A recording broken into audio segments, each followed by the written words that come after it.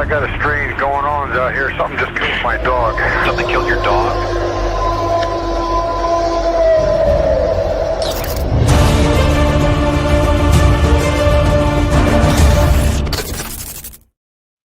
Hey everybody, welcome to the Cryptid Podcast. As you guys can see, look who I have with me.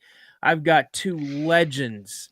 And when I say legends, I truly mean that, legends in the cryptid community. I've got Mr. Ron Morehead and Mr. Darrell Denton. They are coming on tonight. We're going to do a special announcement from these guys. And we are just a little bit of time away from this thing going and happening. So without further ado, you guys, everybody, say hello to Mr. Morehead and Mr. Denton. Hello, Mr. Morehead. Hello, Mr. Denton. Hello, Mr. Morehead. Hello, Mr. Denton. My brother. Hi, Daniel. I appreciate everybody turning out to watch this tonight. And Daniel, thanks for having us on. Hey, you know what? It's a pleasure. You and I have been working for easily a month on this, and we're literally there. And after this live, then I'm going to work with you, Ron, on getting a little bit of things set up, and then you guys should be good to go. But so let's get into this first. Oh, we got someone from the UK in here, guys. Let's go ahead and get into the special announcement that you guys have. Some people may not know, some people may know, but let's see what you guys got going on. Well, we're hoping to start our podcast any day now, and looking real forward to it. I got my close friend, one of my closest friends, Mr. Ron Morehead, and we hope to have a podcast like people haven't seen before, with a lot of live things going on, and hopefully some interviews with certain people also. So I'll let Ron speak. Well, yeah, Darrell, thank you very much. Yeah, we're going to start a podcast, Darrell and I think it's a long time coming. Oh, there it is, the picture. Yep. Thank you, Darrell. The name of your, because okay, I don't want to toot my own horn, but you guys, I helped them set this up. I've got everything going for them. I am super excited to announce that Two Real Cryptid Legends podcast it's already up. The channel's already up. They have 151 subscribers. And just like Darrell said, is that you guys, they are going to be going live when they go out and do some investigations, or they're going to try to go live, because you never know with connectivity. So if they're out in the LBL or in Georgia or wherever doing an investigation, they're, one's going to try to go live on YouTube. And then one may be filming some stuff, and then they could download it to their channel. But let me ask you guys some questions. We'll start with you, Ron. What did you hope to accomplish by starting a podcast? Because there's a whole bunch of podcasts, mine included, that deal with the cryptid community and this subject matter. Well, I think I got something to say. I've been doing this for over 50 years, and I like for the word to get out. There's a lot of things going on that people need to realize, I think. And I got into quantum theory, a long time back, and written a couple books now. And it's just that I'm in my 80s now, and I feel like I have a passion for this. I need to talk about it. And when we get out in the field, which I don't know how much I'll get on film. I'm moving out West Coast again. I'll be out there now, so I'll be there, and Darrell will be on this end. So we'll be able to have some pretty good coverage out there, I think, and a lot of stuff going on out there. Of course, that's where I had my experience, in the Sierra Nevada mountains. And I'll be in Washington for a while. Then I got a couple of events. I got to be in Oregon in July. So then I'm going to go back to, I think, Pennsylvania in August, and then Louisiana in September. It goes on and on. But wherever I am, when we get ready for this, I want to shoot some live stuff, and maybe some field stuff too. I still get around, but I don't get around near like I used to. I miss being out in rivers and mountains a lot and trekking around looking for stuff or interacting. But it was, I've had a fun life actually. And it's time I just do this now and try to relate to what I think I know. And that's where I'm going to go with it. Darrell's been kind enough to work with me to try to do something like this. And it's going to be good, I think. I think it should be real good. We've got a lot of experience between the two of us. And as people know, those who know me, I've been pretty much around the world with this stuff. I've been in Siberia and Russia and Peru and Bolivia and several places. So I got a lot of information. I think I put all my life I've been working on this since I can encounter them in the 70s, early 70s, and I just been putting the dots together all these years. I think I got a little bit of a picture that I think people need to understand the research that's gone into it and what we've all done to get people to realize really what we're all about, why we're here, and what Bigfoot and Dogman and all these things people are seeing, what they're all about. Not that we know, but we think we might know something. Don't we, Darrell? Right. Yeah, we sure hope we do. We've experienced quite a bit, that's for sure. But, yeah, we have. So someone had a question, what's the channel called? So I went and I put the banner scrolling across the bottom. So it's Two Real Cryptid Legends. That's the name of the podcast. Two Real Cryptid Legends. And it's right here on YouTube. So yeah, thank you, Daniel. That was good. Absolutely. the The logo and the banner on the channel are just temporary, you guys. We wanted to put something up so there's something to look at. I think that Darrell and Ron are probably both gonna at one time or another upload like a welcome video, just welcoming you guys to the channel. Sure. So you guys know that it's there. And again, I don't think you guys don't plan on posting like I post. I post every Wednesday, sometimes Fridays, and then do a Saturday live. But right now we're planning on trying to go, every week, every 2 weeks until we get rolling, and then we may have a special night where we just go live and let everybody know about it beforehand. So, Ron and I have been researching together in LBL the last couple of years, and he's been down there with us quite a bit. He's become a really close friend to me and Martin Rose and Martin Nunley too. That's basically my team that I research with. I haven't done a lot of research this year. We've had so many issues since March of last year going on with things health-wise for a lot of us. Martin is just got a surgery a minute ago. Martin Groves is who I'm talking about, and his wife relayed the message that it went well. He's in recovery. So looking forward to getting him back out again. And Ryan's be on the West Coast now, and I'm planning on coming out to the West Coast and visiting him. He's offered me that as often as possible. And vice versa. nice.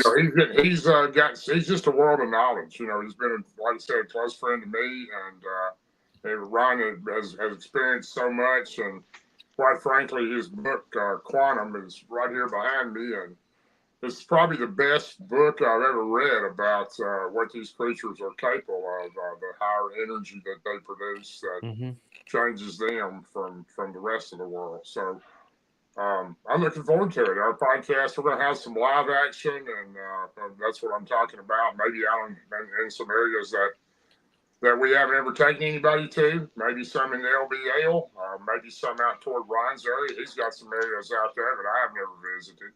So I think it's going to be a little different podcast than you've seen before. I'm sure we'll probably have some people on that we might want to talk to and interview, but we're mainly set up on kind of a different type setting as far as some real, hopefully photographs, pictures, real creatures that we hope to capture. Yeah. It's I would love the chance. Well, I hope they don't capture you guys, but I'm telling you, I would absolutely love the chance just to go out. And here's the thing, you guys. I don't know if you've ever heard the reason why I no longer go off the beaten path. But I'll tell you right now, I'd like to go off the beaten path with you guys and just get in there and just experience it. So yeah, I mean, that's, Daniel, I really do. I'm beginning to believe more like this than I ever did the last as I get older, and I'm getting older now. So, I think some people have some type of Ron, we're both in the same boat on this. So, I think some people have something about them that experience more of these than other people do, and I don't really know how that works, but I know that I have experienced so many encounters over the last 30 plus years. I don't really understand how that happens, but I do believe some people, I have friends that hunted in the woods for years, they've never seen anything. And I've had many encounters, but these creatures definitely find you. You don't find them. Oh, I 100% believe that. It's all about vibration. We got exactly. If you had the right vibration, they can tune into it, and they will, and they like that because how you vibrate. And most people don't understand. Some people don't understand what I mean when I say vibrate. Everything's energy, frequency, and vibration. Yep. Exactly. We aware energy at the most minute level. So when that energy vibrates, it sends out a frequency. So the frequency, if you can find the frequency of anything, according to Dr. Paul Dirac, won the Nobel Prize in 1933, you can change matter. Wow. I mean, that's really phenomenal if you think about it. That was established physically by CERN in 2012 with a Hadron Collider when it turned a particle into energy. And you can sense energy, but you don't see it. So it's really, there's a lot going on that people need to understand. And they won't call us the woo-wooers anymore. They're call us the homegrown scientists or something. Yeah. But it's a lot of fun researching this. My whole point is to get people to start researching on their own, because some people say, well, that's over my head or something like that. Well, it's not over anybody's head if you want to try. So yeah. Anyway, well, I've read Ron's book, Quantum Bigfoot. I think I've read it 6 times now. And every time I read it, I see something I missed. So it's really a book of knowledge when it comes to what Ron is speaking of, the higher energy levels that these creatures possess, that I think gives them a way to go interdimensional, or possibly what some people call cloak. It's into a different frequency, almost like maybe a 4th dimension instead of what we know of. Oh, you're right, Darrell. Yeah. It's just they can change their matter, which we are matter. If it don't matter, maybe into energy. Well, mind over matter. If you don't mind, it don't matter. Exactly. But it also causes their trackways. It causes their trackways to disappear or stop when their matter, their density goes away. Yeah. They don't have the density anymore. They've changed their density into another form. Well, let me ask you this, Ron. So, what are your thoughts on remote viewing? Mm-hmm. Well, I think we all have that ability. I think it's all, we got so much up here that we haven't discovered yet inside our heads. Right. It pretty much goes into the pineal gland, which is the third eye, the eye iris, and it talks about that quite a bit in all kinds of ancient texts if you want to read about it. Yeah. But if we can connect with that, which we are connected to it sends information to our heart. Our heart has a brain, and that's established now. Biologically, it's been established to the heart. It's not the same type of brain up here, but it's got its own, that gut feeling you get sometimes. It just tells your head that something else is different. Well, that's it trying to talk to your brain that's been conditioned up here. And we can learn how to recondition that, or not recondition it, but allow it to expand. And I've said this so many times, but it's like a parachute that don't open. If you jump out, you want it to open, so you need to get your head to open up and understand how much more there is going on out there than what we're experiencing here in this third density. And that's what we're in, the third density. But we've got to raise that vibrational frequency. The whole earth is wanting to raise right now. That's what we're in, this time deal that we're in. Yeah. So we have to go through time, linear time, in this density. But it's going to be fun. I think I hear the statement the veil is very thin regularly, and I do believe that. So, For sure. Yeah. For Well, sure. people want to know where ghosts come from, where, things they're seeing that aren't really there and stuff like that. Well, there's an answer to all that stuff. It's not the woo, it's not the paranormal. I shouldn't say that. What's paranormal is what you don't understand. Understanding is so important. That's why people need to delve into this quantum theory I've got, and it's not just mine. It's kind of spreading out quite a bit now. And sometimes I see some of these programs and listen to them, and I think, hey, that guy read my book. yeah, no doubt. Toot my own horn there, huh? Right. Yeah, I think you read it probably more than Darrell has.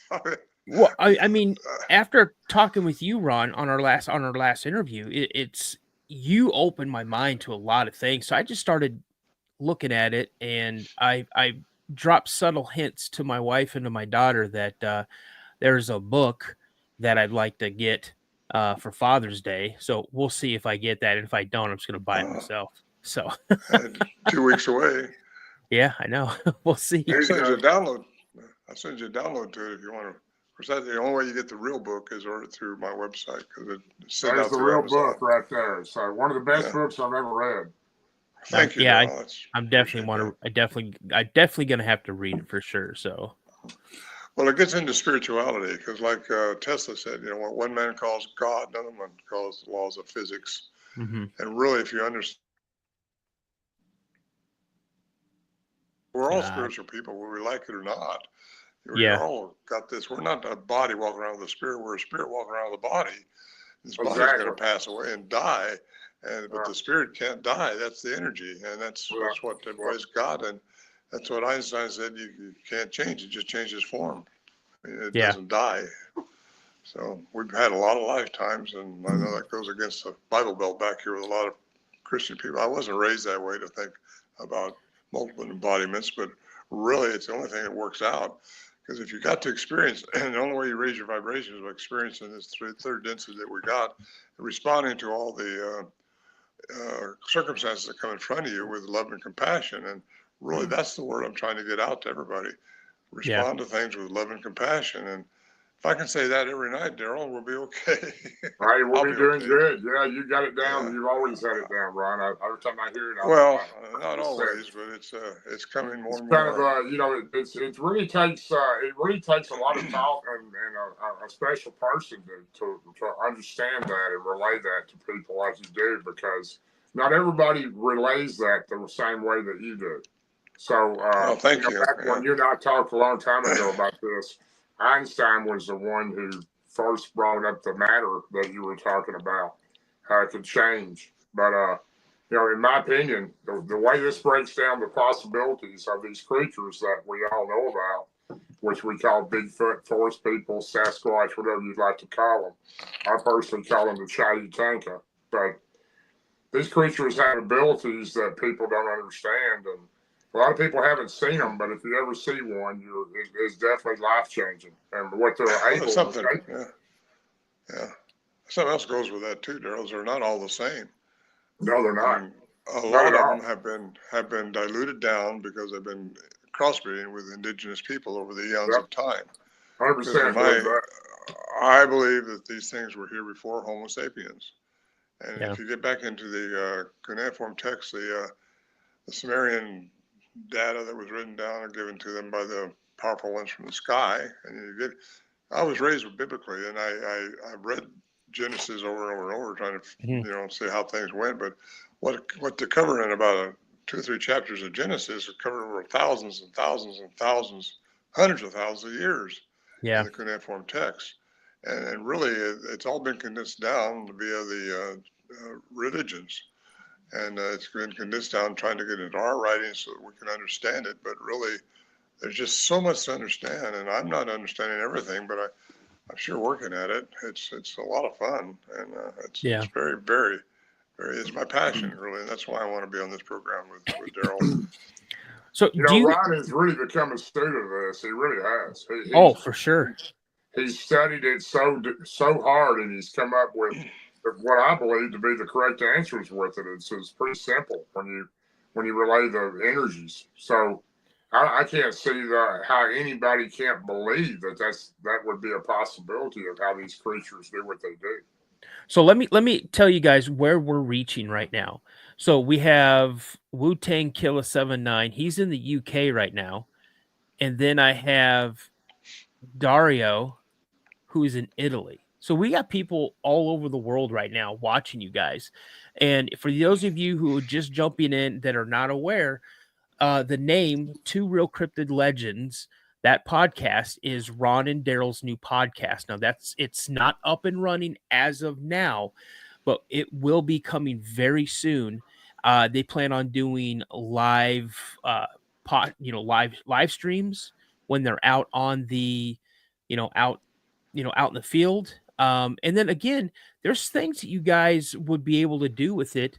And again, me and Josh will show you as much as we can on how to get things going, so you can like share audio.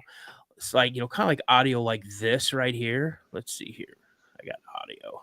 Well, I got to tell you, I just want to thank Daniel again, because I'm not the best with technology. I can assure you that. And he's really done a whole lot to help us get this thing started. And he's still in the process of getting us used to it. So we certainly appreciate his help, he and Josh's help.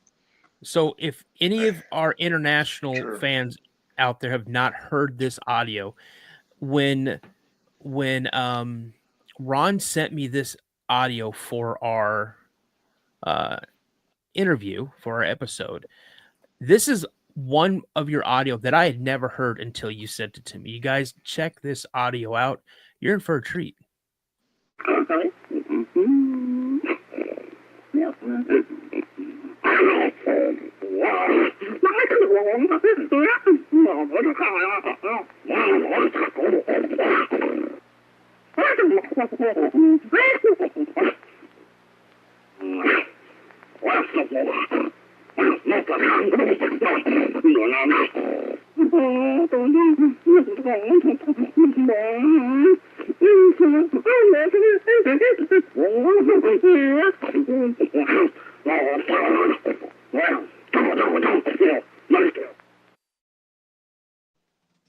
You guys, pretty amazing.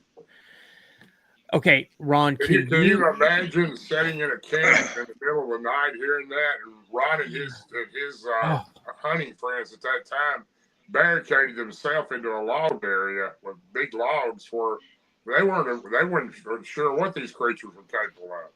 So, Ron, we're getting a lot of questions in the chat. Is that a female and a male arguing? Oh my gosh, that is a language. Can you give us a little background on that audio? Because that is, oh my gosh, I love that audio. Yeah, that was a male and female, according to a language specialist in California. Actually listened to it. She didn't give a report, but she's a busy court certified linguist in several languages. Anyway, she listened to it. She said it's definitely a male and a female. It's they're arguing, obviously. Of course, we didn't know at the time they're arguing over salt and pepper for us, or if he's going to eat us or carry us where. Well, we didn't know. We were sitting there with the guns ready to go just in case they came in. But anyway, we were in this log shelter, group of trees circled around when this stuff was going on. This went on for not just one time, but it went on several times. That's how I was able to record them. And that particular recording there was done by Al Berry, who sent it off to the university to get it studied, make sure there wasn't any hocus pocus going on with it. But they were arguing over the food, and according to the linguist that listened to it, she said the female won. So just for all you ladies out there that want to argue about this, there you are. But that was now, Al had his mic remoted probably up about 40 feet above our little shelter, strapped to a tree. And we're 8 miles in the wilderness, in case people don't know that. We were 8 miles in the wilderness. This is all in my book, Voices in the Wilderness. And it was 8,400 feet in elevation in the campsite. So in the wintertime, you're not up there. In the summertime, wintertime in the Sierra Nevada mountains, you're pretty much out of there till spring because of the snow load. And but it's exciting. But you can't leave. You just got to deal with it. Yeah. We didn't shoot at them. They didn't carry us away, and they didn't eat us. We hid the salt and pepper after that. But it's just No, I have fun with it now because it's been so exciting over my lifetime. But it's actually all that Bigfoot stuff has carried me into what I get into now. Because what I've established, I think I have personally established, and it's in my third book, Bigfoot Unveiled, how these things have to have a human component, and that is language. I didn't realize at the time just how important language, like we're talking right now, is. But only humans, according to Dr. Philip Lieberman at Brown University, have the hyoid bone, the tongue, the nervous system into the brain to talk like I'm talking now with sapient speech. Nothing else on this planet is supposed to have that. And he's a cognitive researcher, a scientist. He passed away a couple of years ago, but it's in his documentation. So if that's the case, and we established that one of the sounds, in fact, the very end of that sound you played there, Daniel, it said, Moitel, something like that. It sounded very human-like. And that's because those little icons, according to the graph that Dr. Curlin, who did the study on it, he said that's inside the human range. Well, obviously, it sounded like humans. And another scientist somewhere listened to him say, that's fake because it sounds too human-like. Well, the rest of it isn't. That does sound human-like, but I just want to show you, because they're inside, outside, above, below, and all over the spectrum of sound frequencies. Yeah, I believe, I think Scott Nelson always also looked at these, didn't he, right? Yeah, he's a crypto-linguist, trained by the Navy. Right. He's a two-time graduate of the Foreign Language Institute of Monterey in Monterey, California, and I had him vetted quite thoroughly. And he's a real guy. I mean, not too many people have the talent that he has, and he did it as a career in the Navy. He just listened to unknown languages and to see if it is a language, if it's a code, if there's any maliciousness going on, anything like that.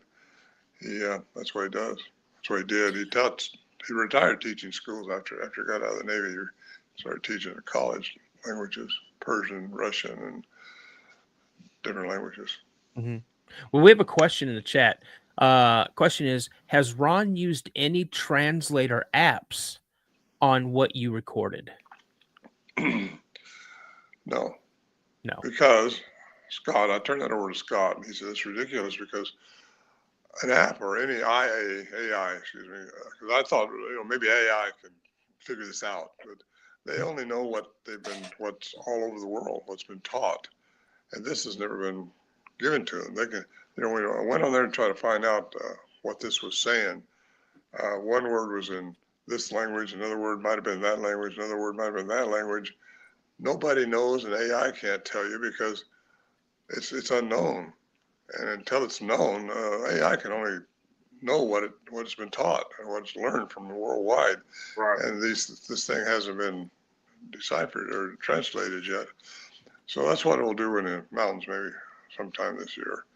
Get up in the mountains and see if they'll come out and say, ooga, ooga, that's a tree. Yeah. Well, someone also made a comment. Janice Carter, are you familiar with her? I know Janice. Yes, I am. Yeah. Translated the Bigfoot conversation. Mm-hmm. And I don't know that. I don't have any knowledge of that, so I don't know. But one of my regular listeners and members of the Cryptid crew, Renee Drew, stated that Janice Carter translated the Bigfoot conversation, and I would love to hear that translation if I can get a hold of it. Well, the thing is, she did that years ago, and she contacted me years ago, and she's a very nice person. I tried to say, but you don't have any. I tried to stay with the science, and so I had to get professionals to check this, and she has no credentials to really. She is just her opinion. Mm-hmm. And until you find a crypto-linguist like Scott Nelson or a sound engineer like Dr. Curlin, who's written several papers, he's high up here, highest security ratings in the military too. And you get these people like that, that's who's credible. That's who I can state this is what they say, because I don't know what they're saying, and Janice thinks she knows, and I've had other people tell me they know what they're saying, but they all tell me something different. Mm-hmm. Until somebody knows the exact context. I think a lot of Janice Carter's information is based on Mary Green's account. Yeah. Her and her family lived on the farm, I think, in Tennessee with a Bigfoot family for over 30 years. And true. She picked up everything from what Mary had written, and I think she's tried to decipher some of the languages that way. I mean, that makes sense. I mean, if they have access to someone who's actively engaged these creatures for, like pretty much a lifetime, 30 years, Yeah, I mean, supposedly, I do believe Mary Green's story. Her family lived on a farm, and they had a Bigfoot that was logged and fell on him, if I remember correctly. And the family, her father, Mary Green's father, and another gentleman helped it survive, lifted the log off of it, and he became friends with them, lifelong friends, and it went by the name of Fox. And I think Mary Green is a descendant or very close friend of Janice is a very close friend of that family, and that's where she comes up with the breakdown of the language. Am I right, Ryan? That's right. You hit it right on the head. I don't disbelieve them. I don't either. Post it as being factual because it's just an opinion. And anyway. So here's a question for you, Ron, from Kristen Allison. What do you think about Jim Sherman's sounds? Jim Sherman's. I have. Well, I guess I got to listen to him. Me too. I'm not an audio. Huh? I got to listen to him as well. Familiar with that one. If it's a language that needs to go to Scott Lang, chattering, similar to what Albert Osman reported in John Green's book, The Apes Among Us. He said they were chattering amongst themselves. I've heard a lot of people say they heard this chattering going on. If it's a chattering, then it could be a language, and that's where Scott Nelson comes in. If it's just a howl or a whoop or something like that, it's got to go to somebody different. That would be David Ellis in the Olympic Project in the West Coast. I'll be seeing him in a few weeks. So he's a really good guy, but he's got a whole bunch of sounds from all animals, and he rates it by the decibel range. He can tell if it's it might sound like a wolf, but is it a wolf? I mean, he can tell by the amplitude and by different changes in the frequency notes. So Dave Ellis is a good one to contact if it's just a sound like that, but I have not heard the person's sounds that you're talking about there. Let me say this, that we recorded a howl or a return call back to us.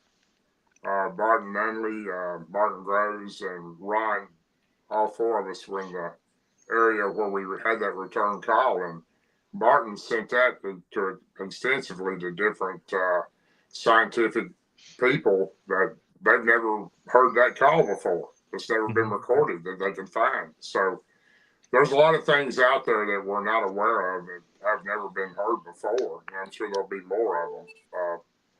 Some of the areas that we've been in, I've heard some particular long calls and howls, and I don't know what they are. I've never heard them before myself. I know when I was with the family of Bigfoot that I befriended for nearly 5 years on the Cumberland River in Tennessee, they had their own language, and they did understand the English language, and they could speak words, especially mock you when you talk to them. So these creatures seem to know. They're super intelligent, first of all, and they seem to pick up quickly the words that you speak. Yeah. So here's another question from Maggie Johnson, I guess to both of you. Has anyone ever theorized an age expectancy of these creatures? There's been several people that's done that. Several people that's done that. I don't know how accurate it is. Well, let me say this about that right quick. We live in a linear time zone, so the ones that are staying here on this third density with us, the ones that are seeing, the ones that are probably going underground in caves and things like that, the ones that have been diluted down, crossbred with indigenous people, the ones that are more human-like than others. I believe that those things probably age like we do, possibly longer. If they can step out of our third density, like some of them do when they disappear, well, I hate to say that because it sounds creepy, but they can disappear, and that's because they can do that. And I've had too many people tell me they saw this, credible people, and then finally I've seen the science that backed it up, and that was the one I mentioned to you earlier. When when their energy when their matter turns into energy and their density changes, and their trackways will stop. But where was I going with all that? Oh, how old? If they step out of our third density, they don't age like we do. Okay. When you go into space, outside of our third density, linear time doesn't exist like as we know it, as we perceive it. So wherever they go, I think the time can stop. I shouldn't say stop it. It don't exist. Everything's in the now.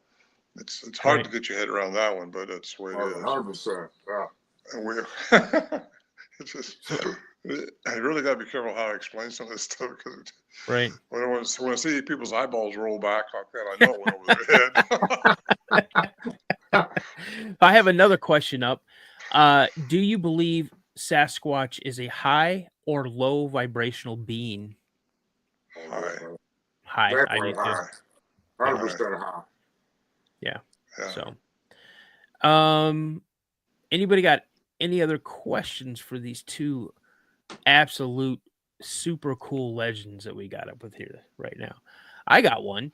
How old were you, Ron, when you first recorded those Sierra sounds in 71, 72? 29. 29. You guys want to hear a young Ron Morehead? Here's a young. Well, I was 32 when you're going to play this one, I think. Oh, you're 30. Well, still, you're 32. You're still 31, young. 31, 32, something like that. I'd only been a dad for a couple of years when I was that age. So check these guys out. I know you guys have heard these. These are the Samurai Chatter. Again, one of my favorite audios of all time.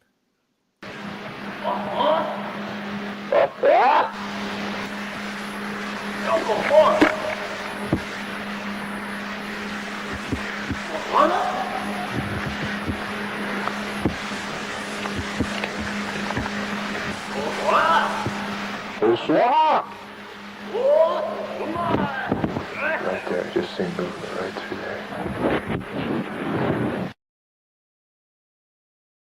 Amazing. Yeah, you guys, what do you think of that? That's not I saw ya. one. I really enjoyed it when they answered them back. Ron answered them back a couple times in one of those. Yeah, that went on for about an hour that night. And, that was I loved it. I loved it because when you answered it back or tried to imitate it, right? You could tell the way it responded. It was kind of like what? Like who's out there? So I thought that was pretty cool. I got a big kick out of that. Now I have other audio. You guys are familiar with Daryl Adams, Almood Lab, and things like that as well. Again, I've seen a lot of new names in the chat that I haven't seen before. And if you guys aren't familiar with some of this audio, and I'll play it, and you guys kind of give me your opinion on this. So this is pretty cool.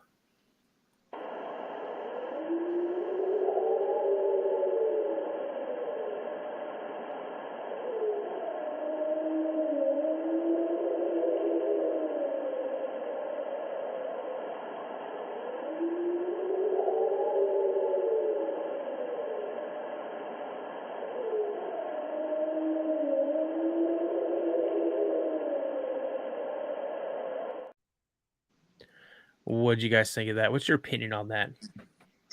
I definitely think it sounds like the real thing to me. I've heard that similar type. There's one similar to that out of Dover, Tennessee. Sounds very realistic to me. Yeah, I know Daryl Adams out there, and I've been there and spent the night there actually, and they got more going on than just the sounds. So Daryl, yeah, they moved from there, but that could be, again, it's a howl. So something like that needs to be studied by a howl expert like David Ellis and the Olympic Project, and he can tell you. But as long as it lasts, it kind of has to have a big lung capacity. Yeah, and something these things have is a big lung capacity. They ought to scream, and good thing they don't do karate or something that could scare somebody. Yeah. So Kristen Allison is asking, and I believe this is for you, Ron. Did you actually see them cross the creek? Across the creek or across the creek? Well, I mean, did you she's see saying them? cross. Yeah, across the I creek. seen the big one that made the samurai cry. He shot down several yards from us through the trees down the slope to the creek, where the other two, excuse me, my voice is going out, were an adolescent and a female. Where we think that's what it was. Sound like that. And I got that recorded on my in the book or the CD. It comes with the book. Yeah. Excuse me, CD download. It comes with the book. It's called a Little Big, and it's a little one and a big one arguing a little bit with each other. And I think that's what was going on that night. I think the small ones were getting a little too bold, and the mother was coming down on it. And the samurai cried up behind me, and he shot down to him and shot him up. And but prior to that, we had hoops and knocks and all kinds of things. So I didn't see him cross the creek, but I'm sure he did. He had to get to the other two. They were across the creek by some rocks, big boulders over there. That's where Bill saw the two, and McDowell, my friend. So he's seen those two. I seen the big male shooting by us up there. Okay, I got two questions. This one goes out to both of you. What is your thought process on the different types of Bigfoots? Well, I believe I don't know how many types are out there. I know myself. I believe I've seen possibly 4 different types. I don't know. I don't think any of us know exactly the number of different types. I think they're first of all, I think they're a human hybrid, and I think there's we don't really know. We speculate on how many different types there are, but what I believe that I've seen, like I said, is 3 or 4 different types. The first one being what we call a wood booger in the South, which was very probably the meanest looking, evilest looking creature I've ever seen. That was my first experience. The second one, the ones on the river, more like the Patterson Gimlin type. A lot more friendly, non-aggressive, nothing like the first one I'd seen. These particular creatures use the X markers to, that's the marker of their family or clan. They make large X's out of trees or deadfalls, either one, on the trail and prop them up as boundaries. And what I believe to be the 3rd or 4th ones, the creatures I seen in the Blue Ridge Mountains, Virginia. And those were more of the cone-headed type that I had the first time I'd seen that type. They looked like they didn't have much of a neck. Then the 3rd and the 4th look real similar. The only difference between the 4th one, in my opinion, that I seen, this is my personal experience, not just what I've seen, is the 4th type seems to be a lot more bulky. They're a lot heavier, a lot bigger built than the other ones I'd seen. Ron may have a different idea. Well, they say there's 2 kinds, but there's more than that because it depends on how many. I get an alien intervention into the genome of different species on this planet. There's been a lot of aliens here, different species of aliens, not just one kind. They mess with the genome of the troglodytes, the caveman, and I think that's where Bigfoot came from to start with. Yeah. And they made them bigger, and then, well, anyway, they are a hybrid. Just about all. We're hybrids. Everything's a hybrid here. Exactly. They're a primate. But I think Homo sapiens came after Bigfoot. And I think if you get into the Anunnaki and way up in there to in the Sumerian texts and all, you find out it's the oldest language in the known written language that we know of in existence. And it's been established now. Thousands of plaques have been discovered now and being deciphered all the time. And tens of thousands, actually. And anyway, they talk about the sky people coming down, and that's falls right along with the Bible too, and talks about the shiny ones and how they were able to do things, and that's what kickstarted a lot of things when they started showing the Sumerians how to do things, and that's how everything got started. But it depends on how many aliens you think have been here, mess with the genome of the troglodytes. You might wonder how many different types there could be. I know in Siberia, up in the high Himalayas, they got they're not as big. They're like 6 foot tall, something like that, 5-6 foot tall, and they got little different feet. But again, some of them, the ones over here, like the Patterson one, I think it was a more human-like. It's been diluted down. I like that word diluted because it's crossbred over generations into more human-like features, and that's why its foot looks like it does. What I got in the tracks that we got up there in the Sierras are can't hardly tell a right from a left. You can, but it's difficult. Very large in them. They're much bigger. 5 toes out there just like that, and that was the print they left over and over again over years. So it's not like the Patterson track at all. And it's really hard to get a track up there because it's decomposed granite a lot, and unless you find the right spot, you can't hardly cast it. But we did cast them. I know Dr. Melton wanted to check them out sometime, but I see no upside to that because academia will only judge a track by how it fits with what they believe to be true, and that's the Patterson track, which has the arch, not just the dermal ridges, but the you know what I'm talking about, the in the middle of it. Thank you, metatarsal break, yeah. And I never turned the track over to him because I afraid I wouldn't get it back, number one. But I like Jeff. I mean, I've been with him a lot, and he's a good, honest guy. But again, his academia parameters limit him to certain things, and he's sure that those tracks that he's got, because they have the dermal ridges, it might be nice enough.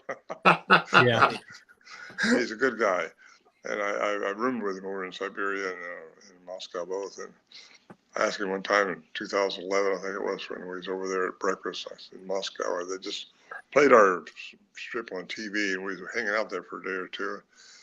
And I asked him what he thought about quantum physics being involved in this mystery. And no.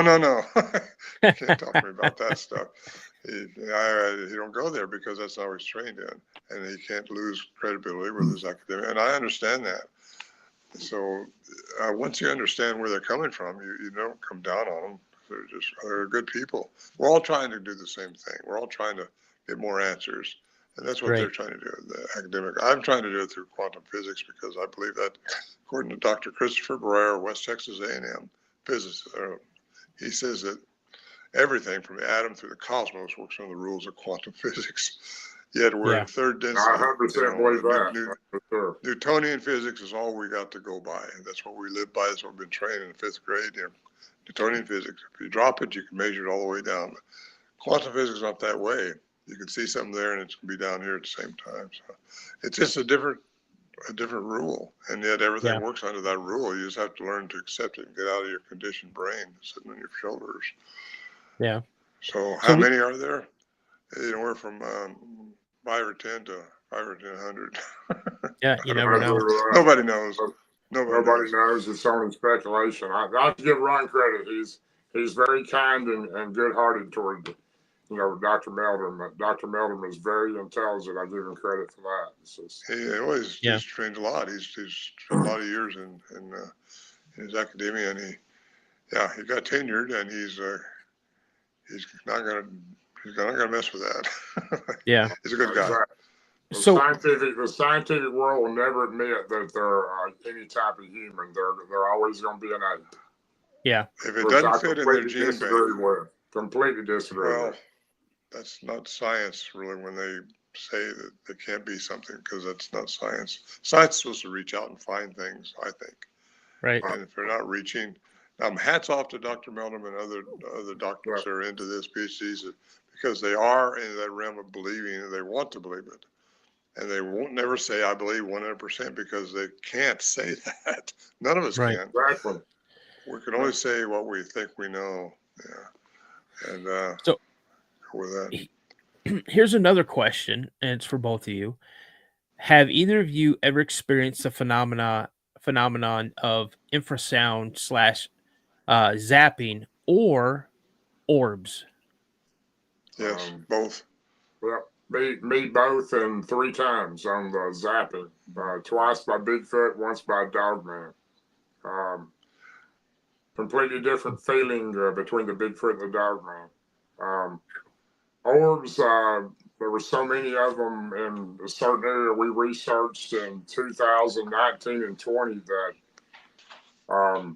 I've never seen anything quite like that.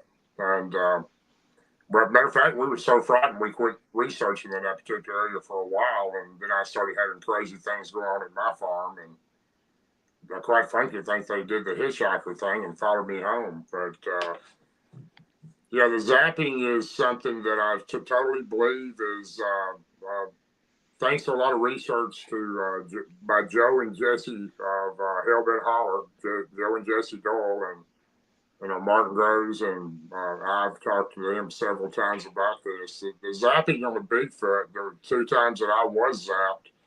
The experience was numbing of the legs, disorientation, headache, and a stomach ache. And it takes a little time to recover from it, and sometimes up to 2 days to completely recover from it. And both times it happened to me, all my electronics were drained also, including my watch. And that was in Cheatham County, Tennessee, one of those occurrences. The other one was in the LBL, Land Between the Lakes. Mm-hmm.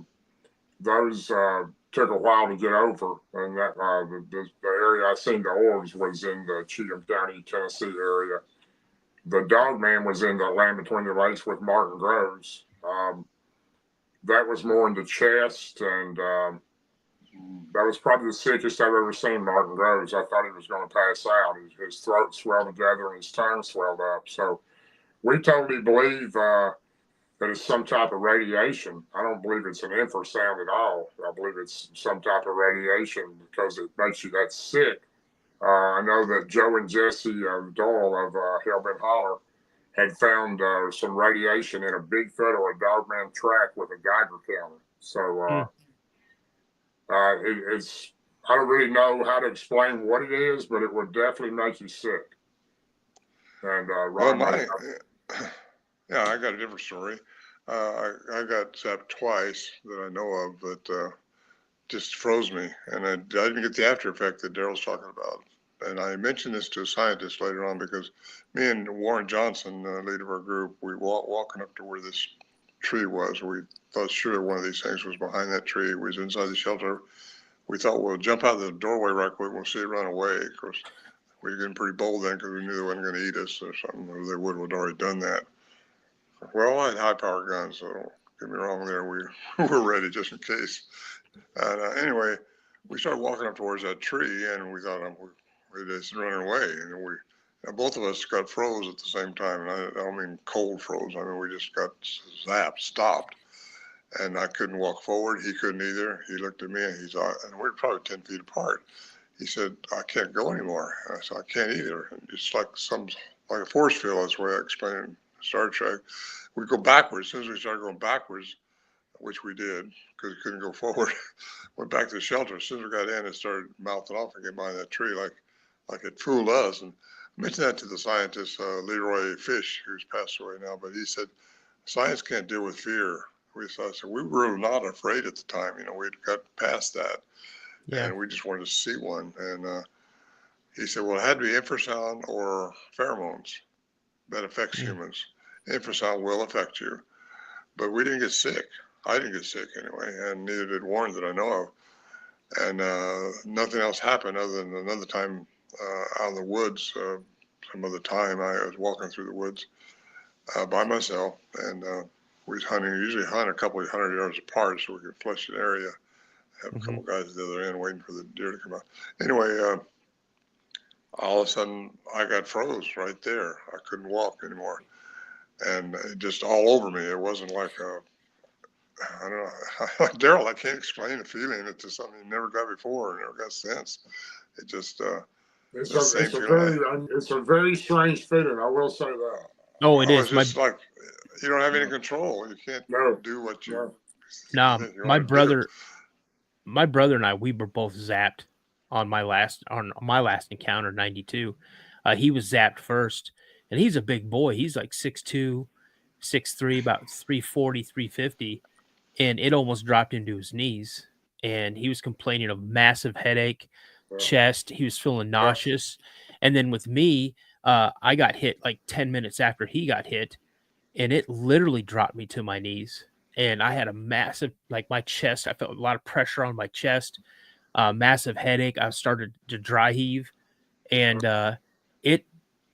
it took me about 10 minutes to try to get back to some type of normalcy before we could really start moving and getting out of the woods. And my brother was gassed. It just took all his energy. So, but yeah. So, I got another. Oh, go ahead. No, go ahead. Question. Well, so yeah, we got another question. It says, do you believe that they can still breed with human women? Yeah, they have 23 pairs of chromosomes.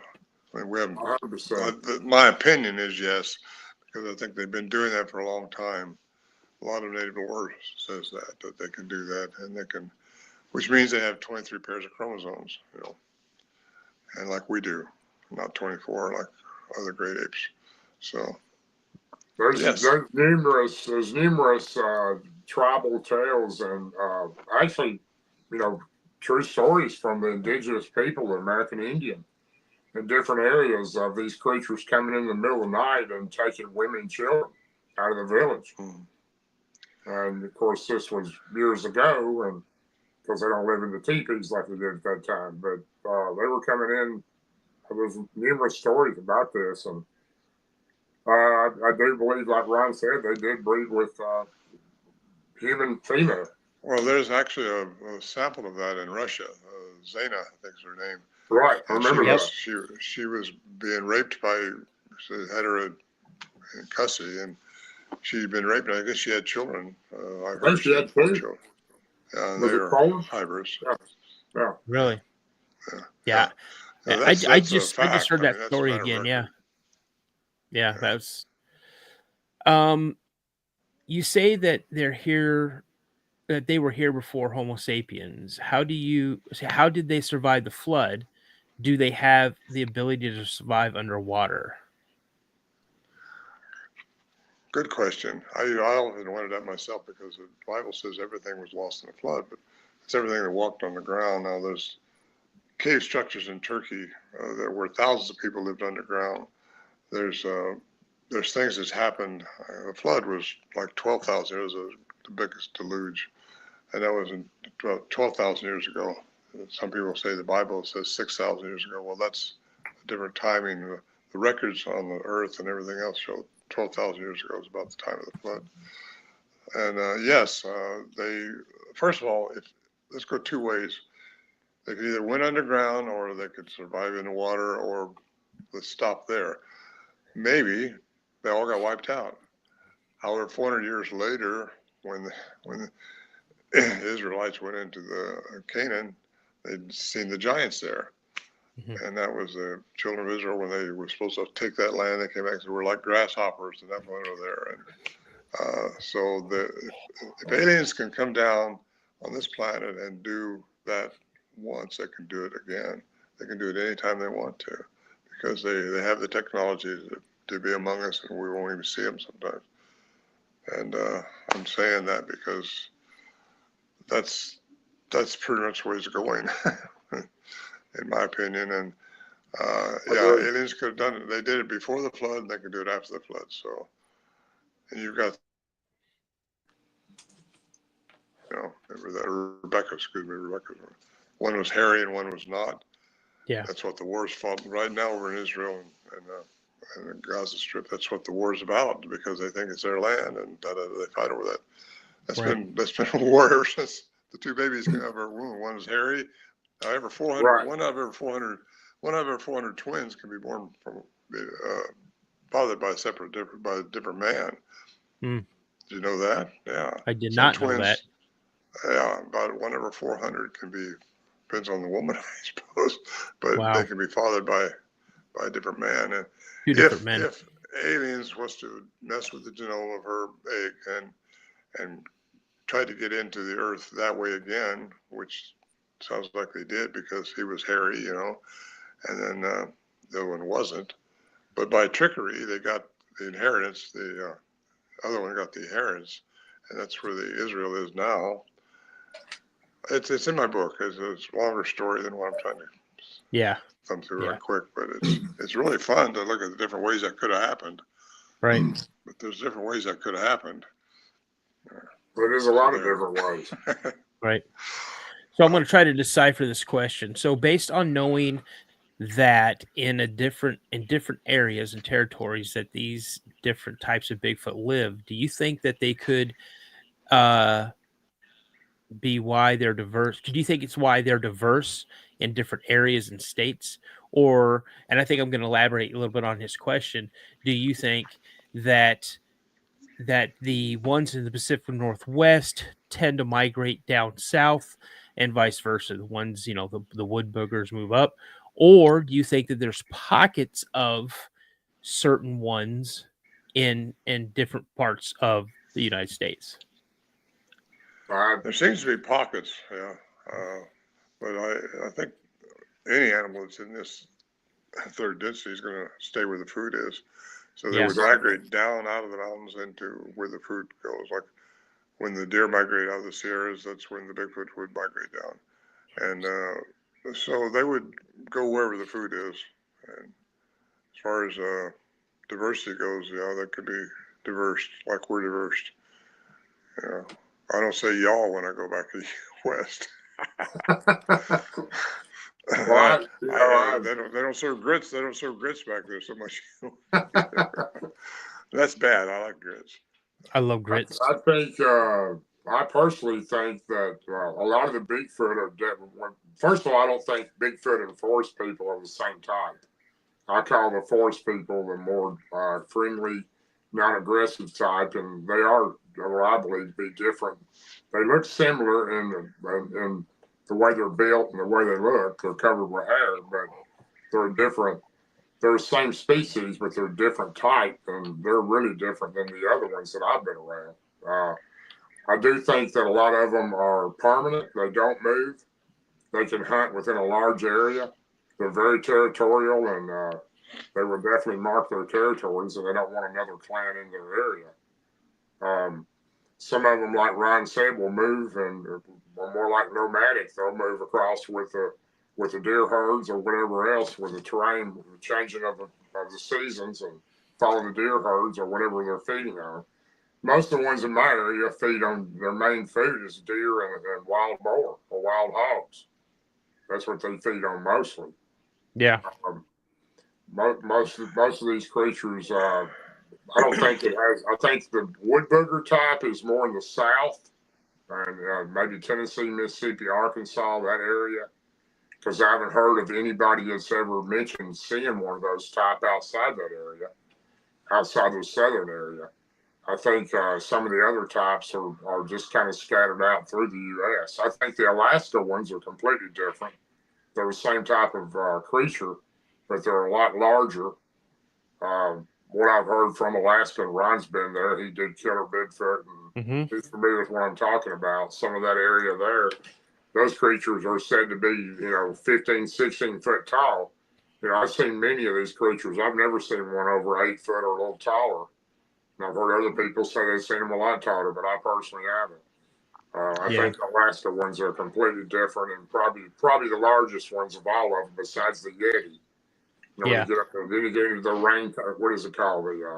The rain tang. That's over. It's small. It's, what am I talking about? What is the name of that one? I don't know. It's the Tibet area and that area. Yeah, Nepal, Tibet. Yeah, it doesn't get much taller than 5.5, 6 foot tall. So, well, I can say this about the ones we had up there in the Sierras. We found a track one time. Never had found it right around our camp, but we found it up on the ridge one time. 25.5 inches long. Goodness. Had a 13-foot stride. Had a 13-foot stride, Darrell. So you can imagine how big that thing is. That's amazing. That's amazing. It never came around camp because it probably couldn't hide. I don't know. No doubt. We found 4 big steps coming from this big rock outcropping, and went way off into a place we couldn't even go with just 4 steps, 13 foot between them. And that's That's got to be 12 foot tall or bigger. That's huge. Oh, Yeah, massive. Yeah. that's probably on And the yet- north side of 1,500 pounds easily. That's definitely the Oh, biggest I track would I've say ever so, heard of. Yeah. I've Well, I actually got- seen a 22-inch track, but I've never seen a 25-inch. Well, that was I took pictures of that. I got pictures. That's of a that. massive creature. Yeah. Well, you But, can send them I my didn't way. talk You know about that. I didn't talk about that very much for a long time because it's hard to believe. It was pretty phenomenal to see. Being in this whole community, and I mean, I've only been actively in this community probably for like the last 5 or 6 years.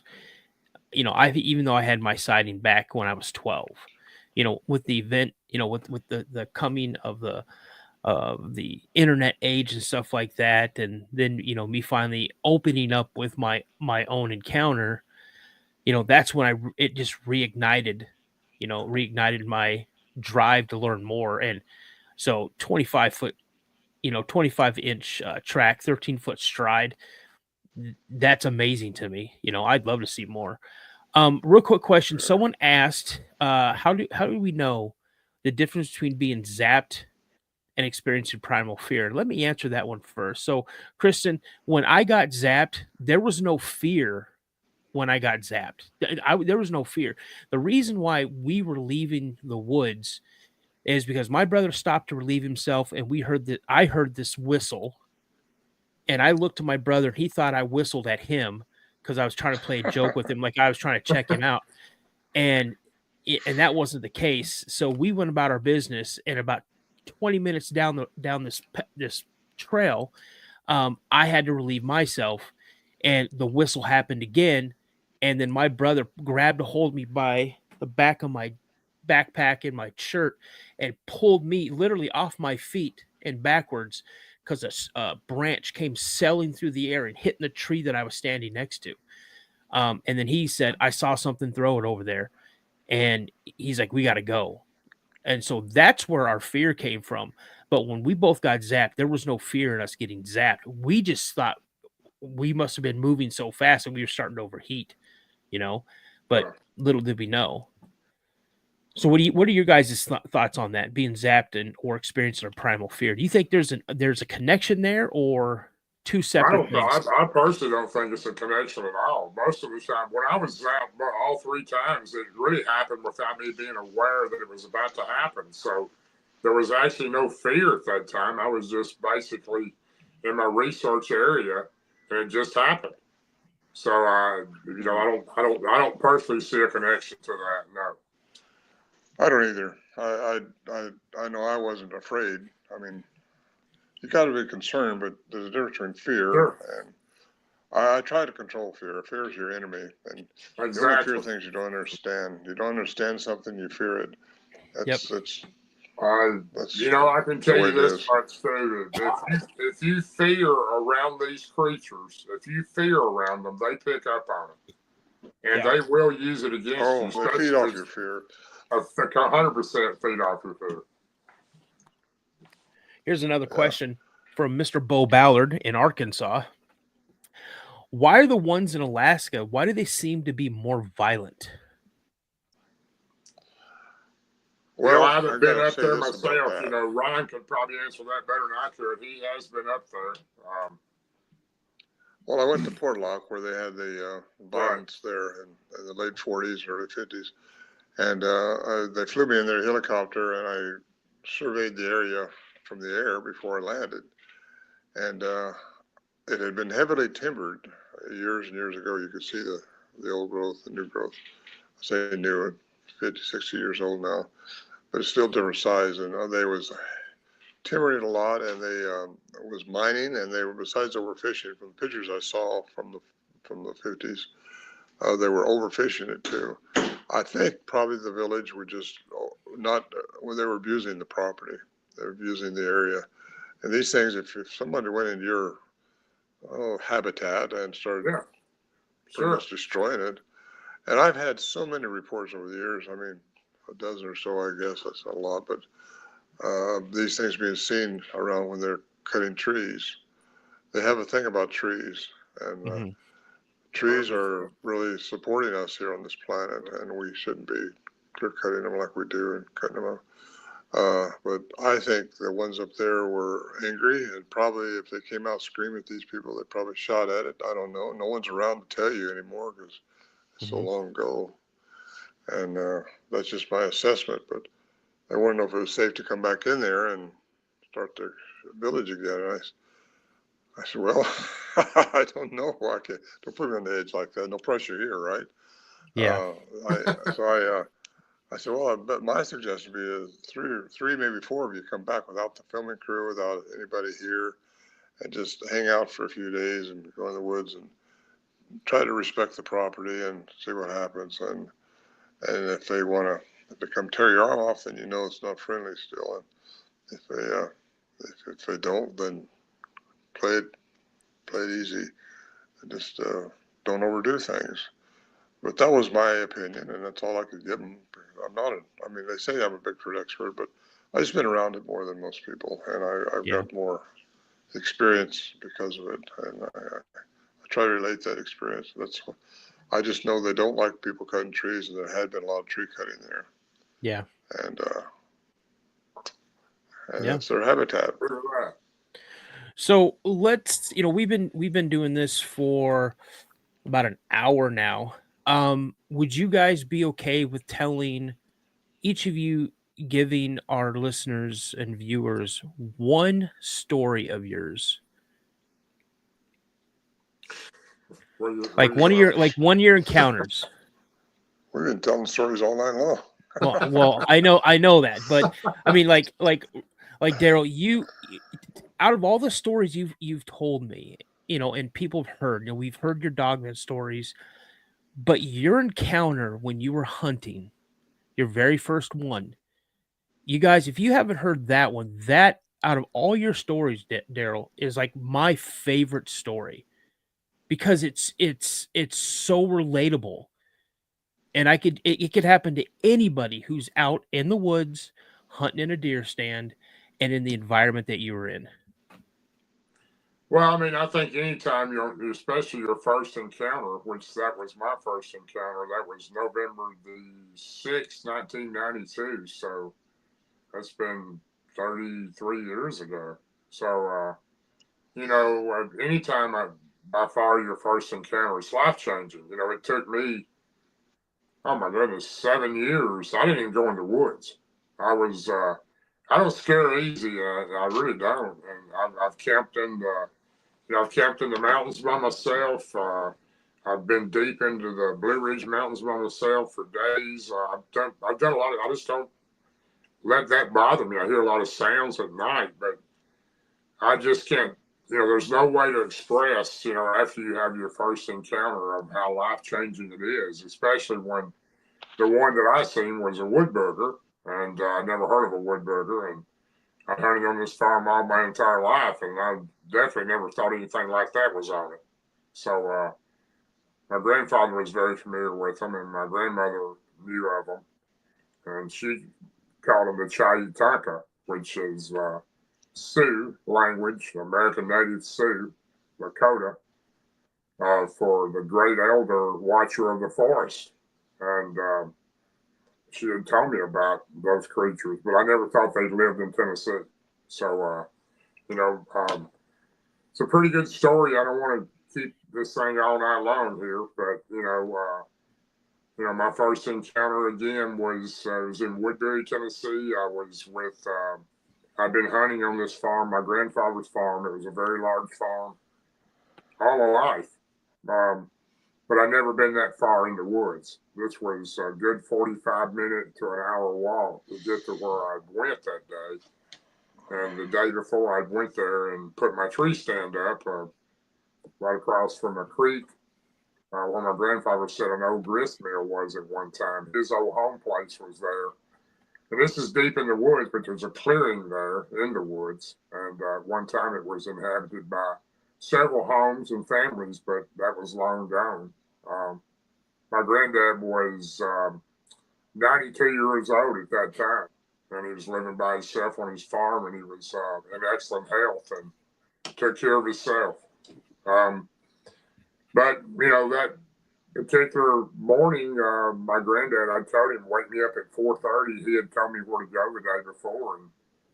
And I was with three other friends in my camper parked next to his barn. And we had our ATVs there also. And all my friends went a different direction. And I went down behind my grandfather's house and went through a field behind his house, a sage field about 200 yards wide, and crossed a barbed wire fence and went up a hillside. And I started going up that hillside and headed to where he was telling me to go. He had pointed out the day before, see that hill over there, that third hill, that's where I would go. The bottom of that is a large creek and there's an old grist mill. So anyway, that morning I went up the hillside, climbed over this fence and started up, and I heard something walking to the left of me and kind of startled me because it sounded human. It didn't sound like a cow or a horse or anything like that. And nobody would be hunting on my grandfather's farm or in that area since we're there. And my friends were in a completely different area. We had a 3 or 4 mile radius to hunt, and they were in a different area. But I kept going, and until I made it over the second hill and down to the third hill, to the bottom of that third hill. I was on my way down, close, trying to find my stand. I wasn't very familiar with that area. But I'd put the stand up the day before, and I'd searched that area, and I found a lot of scrapes and rubs. And I'd hung a drag rag across the creek on a limb, which that's a rag you put on your boot if you're trying to cover up scent for deer, and it also attracts the buck deer. I'd hung it in a tree. It has doe and estrus scent on it, and it helps bring in a lot of times buck and rut. And I was coming down the hill to try to find my stand in the dark, and I had my flashlight on. I heard the sound again. It was up on the hill top of me, and it was walking like a human. And I shined the flashlight up toward it, and I did not see it. And it got quiet. I was a little nervous, so I went on down and shined my light and found my tree stand, and it was a climbing stand around a tree. And I'm on a hillside. These hills are like a 45-degree angle, and the tree is straight up on it.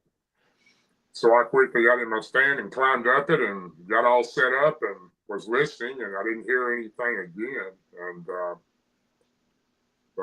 waited around the daylight, and I started hearing the regular animals moving around, squirrels and things. And I got my stand all set up, and I had a little bar in front of me that pulled down in front of my stand, and it had a camo cover that come down and covered my boots and from about my neck down. I leaned my gun against that bar in between me and the bar, and this was opening day of black powder season, which we call muzzleloader in that area. It lasts a week, and that's your best chance to kill a bigger deer. If you're looking for trophy hunt, like I was. And I got set up and waited about daylight, and it was a real foggy morning, and I watched the fog rise across the creek in front of me. And shortly around a little after daylight, I seen to the left of me was a large cane thicket. These large cane thickets, they grow 15, 16 foot tall. They're like a river cane. They're real thick, and they grow all the way down the river. They grow all down to the left side of this creek. And I looked up, and I seen 3 deer come out somewhere over in that area to the left of me. And they walked through the creek, went up the bank, and on top of that bank, on the other side of the creek, was a game trail. And they walked right around the game trail. And there was a deer that had a lot of acorn on the ground, and the deer was just eating the acorns and kind of milling around like deer do. And I watched them for, I don't know, a good while as they walked around. It was a large doe or female deer with looked like 2 yearlings, one to the left of her, one to the right, kind of behind her. And they were just eating acorns, taking their time. And then all of a sudden, for no reason at all, the bigger female doe looked to the left of me over somewhere down in that cane thicket area where they came from, and she just froze. She was standing right at that area. And she was just fixed on whatever was there. And I'm immediately thinking, well, okay, here comes a large buck. It's about to come out of this cane thicket. And I'm excited. And the other 2 deer were froze looking in that area too. They weren't moving at all, just fixed right on it. And I watched her ears move a little bit on the larger doe. And then she took her right front hoof and raised it and pawed on the ground a couple of times like she was trying to get something to move over there. And I was watching her, and then she raised her head real high and made a real loud blowing noise. Kind of sound like someone sneezing almost, but it's a lot louder. And then she looked back in that area one more time and then just turned and took off running as fast as she could, back right in front of me. And I'm on this 45-degree hill, straight up in a tree about 25 to 30 feet. And I'm overlooking the creek, and I'm watching these deer run right in front of me, go right past the area where I had the drag rag hanging from the tree. They're running like something shot at them. I've never seen a deer do that over a buck or something coming out of the area to meet them. And I thought, well, something spooked these deer. And I'm still thinking maybe it's a large buck. And I'm looking over in that area and I don't see anything. And I kept looking, and then I started noticing the cane was starting moving as something was coming through it. And you could see it moving. And it was probably 3 or 4 inches round and 15 or 16 foot tall, and they're real tight next to each other, and it's all moving as something is coming from the back toward the front. And I've got my gun there. I pull the trigger back, thinking, well, here comes a huge buck that's fixing to come out and go after these deer. And about that time, this thing stepped out, and when it stepped out of this cane thicket, I couldn't believe what I was seeing. I had a really difficult time believing that what is this? It was just a huge black creature, and it took one step and it jumped the creek in one step, and that creek was probably 10 foot wide, maybe 12, and landed on the other side, turned and went to the right and walked right down the game trail right in front of me. I'm overlooking this creature, and it walks right and stops and looks right up at me. It knew exactly where I was at. And it looks at me and is staring at me, and I'm, at this point, the scaredest I've ever been. I couldn't even breathe. I was so frightened. I didn't know what this thing was going to do. I thought it was going to come across the street, creek, and pull me out of the tree. And then it growled at me. And it didn't look happy. Its eyes were really fixed on me, and then it showed me its teeth. It showed me its teeth twice. It gritted them and showed them to me. And then it walked to the right and walked over and reached up and grabbed the drag rag I had in the tree, tied to that limb, pulled it down, smelt of it, and then just pulled it and ripped the whole tree limb completely out of the tree. This wasn't a massive limb. It was probably 2 or 3 inches at the base where it mounted into the tree. It was about 8.5 foot off the ground. But it threw it on the ground, and then it came right back to where it was, and it stopped, and it was staring at me again, and it was growling, looking at me with the most intense look. And I'm thinking, I was just trying to breathe. I couldn't even get my breath. I was so scared. And I'm thinking, do I shoot this thing? I've got one shot with a 50 caliber muzzleloader or a black powder rifle. And I don't think one shot's going to kill this thing because it's big. And if I shoot it and don't kill it, it's going to be mad and it's going to come across that creek and definitely get me. So it stares at me a few more minutes, and then it lets out this scream like I've never heard before on any recording since. It's kind of a scream yell, and it's so loud that it echoes down this hollow. And when that scream let out, I was completely just scared to death. I didn't know what to do. I remember grabbing my rifle, and I had the hammer cocked back, and I'm thinking, well, if it comes across that creek, I've got to shoot it. And about that time, it looks at me, and it turns, and it walks away off toward turns completely around and walks back in a different, straight ahead in front of me. It starts walking away. It stops one time. It turns and looks at me, and then it walks off, and I watch it walk off into the hardwoods and disappear. I was so scared I wasn't going to take 15 or 20 minutes to climb down this tree stand. So I stood up and dropped the bar in front of me, and I jumped out of the top of this tree stand. I don't know, it was 25 to, I'm thinking 25, 30 feet. And when I landed on those leaves, so there was a lot of leaves on the ground, I slid all the way into the river, and the creek, I mean. And I jumped up out of the creek, had my gun above my head, and took off running up the side of that hill that I came from. And I'm looking back, and I don't see this thing, and I'm running as fast as I can run. And by the time I got to the top of that first hill, and it's a good 100 yards to the top of this first hill, and it's like a 45-degree angle. I'm completely out of breath, and I get to the top of this hill, and I just rest just a moment at the top, and I'm looking back, and I don't see it. I start down that hill, and I get down the bottom of that one, and I'm starting up the top of the second one, and I look back on the hill, and there it stands, and it's staring right at me. And I don't know today if it was the same one or not. I kind of believe now that there may have been a different one that was with that one, and it was just staring at me as I was running, and all that did was kick my adrenaline in and made me run faster. And by the time I got to the last hill, the third hill, looking behind it, I didn't see it again.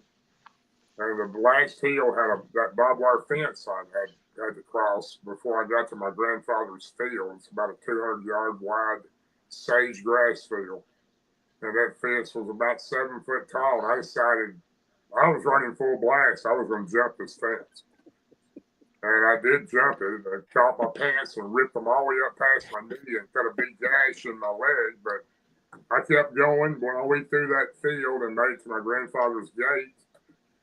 And went through the gate and locked it back and looked in the field and did not see the creature. And then ran into back up on his old farmhouse. It was just an old wood farmhouse out in the middle of nowhere. And went through the screen door and into his kitchen and reached in and locked the screen door and shut his door and locked it and looked out the glass. I didn't see anything and went around to the right of his kitchen into the sitting room, and my grandfather was sitting in there to the left in a rocking chair, and he was just sitting there. And I went over to the right in the corner of the old house and had a big potbelly stove in the middle. He had a fire going, and I sat down on the floor, and he said, "Boy, you're all right." My granddad never called me by my name, and "Boy, you okay?" And I said, I couldn't talk. I was completely out of breath. And I just kept telling him, just held my hand up to let me get my breath. And then I went up and looked out the back window and the side windows and didn't see this creature. And finally got my breath. And I said, "I seen a monster in the woods." And he said, "A monster? There ain't no monsters in the woods." And I said, "No, this was a monster in the woods." And he said, "What did it look like?" And I told him, and he said, "Oh, you seen the woodburger?" And I said, "Woodburger? I've been living here, with you all summer and lived here until I was 7 years old. You never mentioned any wood booger to me." And he said, "Well, I didn't want to tell you because I didn't want you to be scared to camp and hunt and spend the night in the barn and do the things you've done." So I've seen 4 of them in my lifetime. And so sometimes I'll be working in the field and I'll look up and they'll be standing at the fence just watching me work. And he said they're very territorial, but they don't bother you. And you probably was in his territory, and I should have thought about it before I sent you there. And he said, in the wintertime, they come to the chicken house, which he had a large chicken house to the left of his house. And they'll take 3 or 4 chickens and they'll leave a little pile of rocks and sticks like they're paying for it. And he said, the old people, which he called his family before him, called him the woodburger. And they'd been around there all of his life. But it was definitely the most terrifying thing I've ever been through. It was life-changing in that day. And it took me a lot of years to get over it. And I don't think I ever would have got over it if I hadn't met the second encounter I had on the Cumberland River of Tennessee when I was fishing. So that was my first encounter. That's crazy. I love that encounter. That encounter is, even though it's terrifying, it's for some reason it's just one of my favorite encounters I've ever heard. I think about over all the years. I think about if this creature wanted to kill me, I've learned a whole lot more about them since then. I've been around a lot more of them. some people say I'm marked. I don't know what I am, but I have some reason have a way to attract these creatures. And if it hadn't been for my second encounter, I would have never gotten over that first one. So Yeah. they completely relieve the fear of these creatures from me. So Yeah. they're like people. There's good ones and bad ones. Yeah, for sure. I'll answer this question real quick that popped up. Kristen, Darrell is working on a book. So he's working on a book. And Ron. Oh my gosh, Ron's got 4 books and they're all great. Three. Every one of them. Three books. 3 books. Well, 3. I call the 4th one his CDs that I got from him with all the sounds. Oh yeah. I got 2 CDs, yeah. Yeah, actually, I'll just make a quick little mark here, but you can read my story in Voices of Wilderness, which is a documentary coming out this fall by Renaissance Productions. And all my books are downloadable, or you can get the real copy, paperback copy on my website, ronmorehead.com. So my story, that's Quantum Book. That's my second book there. That gets into the enigmas associated with these things and how I think science answers them. Spirituality and quantum physics from the same page, according to Tesla, according to me. Yeah. You know, it's funny you mentioned Tesla because earlier in the show someone mentioned Tesla as well. Voices of the Wild. So yeah, you guys go to ronmorehead.com, check out what he's got. Darrell's holding up one of them. And yeah, I mean, you guys want to hear some amazing encounters from Ron, definitely go and check out his stuff. I mean, like you said, he's been telling story after story all night. And you know, I just want to say, you know, a guy, you know, thank you for coming on. And, you know, again, it's been scrolling by pretty much the whole episode. Is Two Real Cryptid Legends here on YouTube. Go check it out. That is their podcast. Now, they don't have any things up there right now. They have no content right now. But I promise you, we're going to work on getting these guys at least a welcome video from each of them so they can put it on there. And then what they plan on doing, guys, is they're going to be out in the field.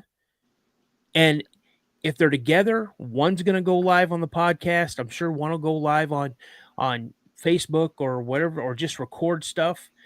And then if they're in 2 separate areas at different times, you never know when Ron will go on a live or when Darrell will go on a live. And unacknowledged and unknown. Yeah, Ron has done already a lot of talking. I promise you, he has been spitting knowledge out on everybody because I'm telling you, you guys, Ron is very, very well read. Ron has been doing this for 50 years, and I'm telling you, he knows a lot more than what you guys think he does. Oh, thank you. You know, Ron is probably, Ron is such a close friend to me. You know, he's probably he's by far the most knowledgeable person I know about the subject. And quite frankly, you know, everything that he and I have discussed over time and our time together researching in our spot and just being friends and hanging out together, I've learned a lot from him. And he's nobody on this earth that knows as much as Ron does about this subject. Oh, come on, Darrell. Sure honored to have him as a close friend. Oh, I'm going to miss him researching with us as much because he's going back to the West Coast, but I'll be up there with him. So yeah, so let's talk about that real quick because I know, Ron, you got a busy scheduling, busy schedule coming up. What conferences are you going to be attending soon? Well, nothing in June. I'm be traveling all the way back. I'm driving back to the West Coast in June. My daughter's coming out here another week, and we're gonna take off. I got a broadcast or another program due tomorrow night, but after that, I'm going to be free until I get out to Beachfoot, which is happening the 4th of July. I'm speaking there. And then the week after that, I go to Oak Ridge, Oregon, and speak there at a convention or event. And then I got to go to Pennsylvania, I think it is. Yeah, don't have my calendar in front of me. Then I got to go into Louisiana. And so I said last year I was going to stop doing so much of this because I don't like traveling so much. But here I am traveling.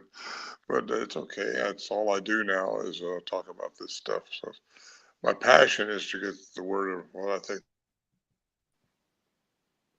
a lot of people. In fact, tomorrow night I'm on a podcast with a bishop from the Catholic Church. So that's he's got like 800,000 followers. So that ought to be a good one. And he contacted me, and he likes the ethereal parts that I talk about in the spiritual. But it all started with the Bigfoot, so that's my story. I'm sticking to it. Okay, real quick. Christian has been so active in the chat with amazing questions. What is both of your feelings of the term marked? So, what are your feelings when you hear someone say you're marked or are you marked? What are your feelings about that? You might be a seed child brought in from another planet, and you're just incarnated in a body so you can do what you're doing. That may be the mark. That's a theory that some people have. And you also could be a descendant from somebody like that. You could be somebody special from an Anunnaki lineage, because a lot of people don't believe multiple embodiments, but it has to be that way to change our density. Yeah. If we don't respond to everything with love and compassion in this density, and don't be a victim of anything, you will graduate and your vibration will get higher and you'll get out of this density. And that's how you go to heaven, if you want to talk like that. Yeah. Because otherwise you gotta experience something. If you don't learn, have to learn. You have to learn on this planet, or you have to learn on another planet somewhere. So yeah. Absolutely.